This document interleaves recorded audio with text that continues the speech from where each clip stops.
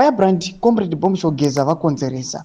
Panguva ino vanhu vari kufamba vachitaura pasocial media vachiti this is the extended version yeEaster holidays. Aiwa asati takamboitika zvinhu zvakadai so munyika yedu munyika yeZimbabwe. Sandapinda masvika mudanyorwa panapa ndopanokuti wasubscribe like on the bell icon. Panapa tikuona BBC vari kuuya panapa vachiti checkpoint. Jacob Mudenda and Zambia planning to start constitutional amendment process to extend the presidential and parliamentary term to 2030. Comrade Bomsho Blessed Goodness Ugeza ndomasvika anotaurwa naBomsho Geza panapa. But the bottom line there kuti people, are you going to comply? Muchapindira here kupinda nemo masvika anotaurwa naBomsho Geza. We know kuti yes, munyika yeZimbabwe people they are tired with the regime.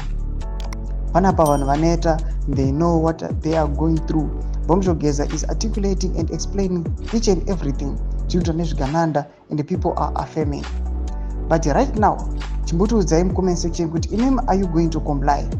Panapa muchiunza kuti Bomsho Geza is going to provide everything. Masupermarkets ari kuti aiwa achakupai zvokudya. Do you think it's going to be possible?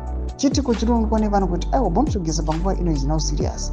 Noda kuti aiwa the regime yakabata kwese, vanhu vekunojivha, they are looting, they are doing everything. Panapa zviri kuya zvichizikanwa nyika yese kuti these guys aiwa vari kunyatsokuparadza nyika yeZimbabwe.